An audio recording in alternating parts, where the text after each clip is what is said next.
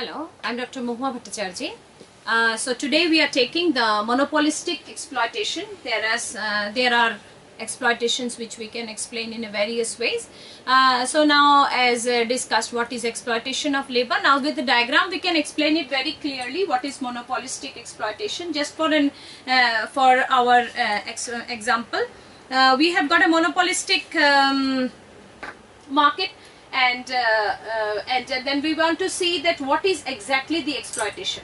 So we know that this is our demand curve, and we have just said that the demand curve is nothing but the MRPL curve, which is always, and it will be concluded that it will always slope downward, because we have already derived that how it slopes downward because of the additional factors whichever we produce. The additional productivity goes on declining with an marginal revenue goes on declining with an every additional factor being employed.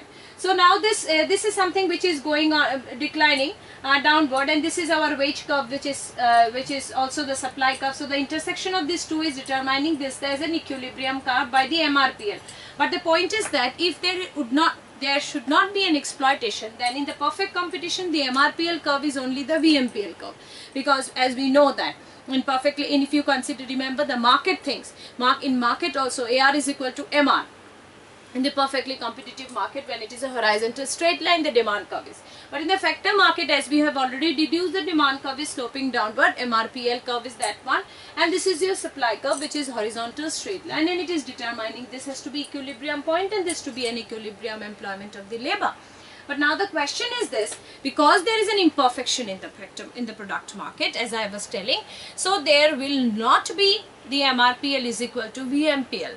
So the value of marginal productivity of labor will not equate the marginal physical productivity of the labor in this case, and so the VMPL will be above the MRPL. The way we in the market also we get the average revenue curve above the marginal revenue curve. So in here also we can find that in the factor market also the VMPL curve will be above the marginal revenue productivity curve. And so this is the price, this is the revenue, or this is the amount which the factor market is earning less than what he would have earned considering the marginal revenue productivity of labor.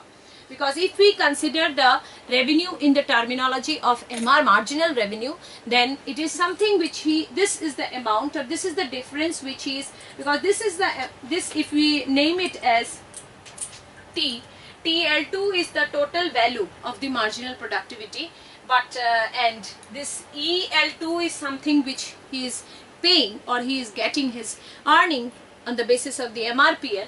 But this is the TE is the difference which is between the VMPL and MRPL, and this is called the monopolistic exploitation. And this is called the monopolistic exploitation because we have considered that this is a market with a monopoly element into the product market, and so then in that case only in the product market the prices will be higher than the prices which is paid, and so there will be gap between these two, and then which will be leading to the monopolistic exploitation of the labor. So now this is something which is very strongly been discussed there. But so if we consider the VMPL, then their equilibrium employment goes up to OL1. But if we consider the MRPL, then the equilibrium employment is OL2. So with an OL2 employment, this the revenue earning is this for the producer, but the money paid to the labor by the producer is LE, and so TE is considered by Robinson as a monopolistic exploitation. So now we have got many other models, as I was telling, that perfect market interacting with this is something which we have interacted the perfect with the imperfection.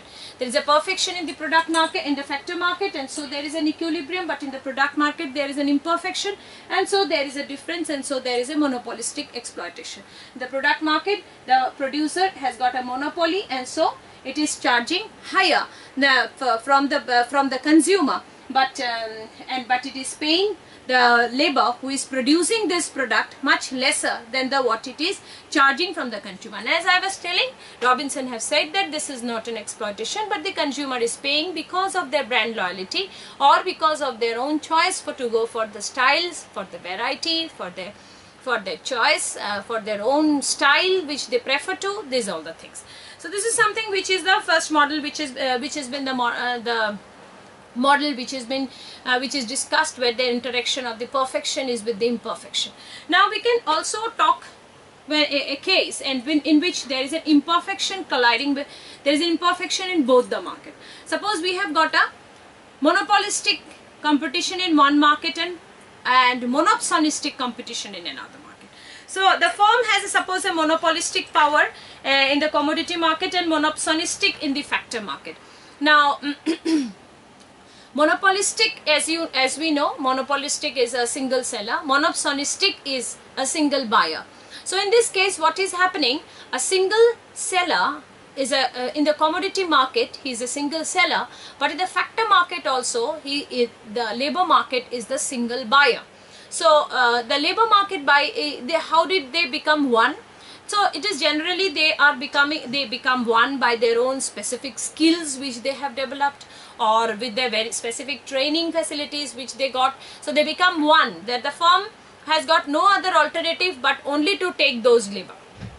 So this is something which is called monopolistic labor market. So in which what is happening, the labors are united.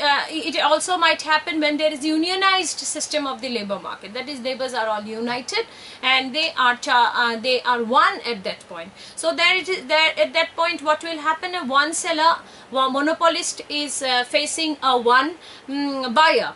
So in this case, the price determinations will have a totally different structure, in which we will be having a marginal expense curve. So we will be discussing these things again, and when these two markets will be interacting with each other.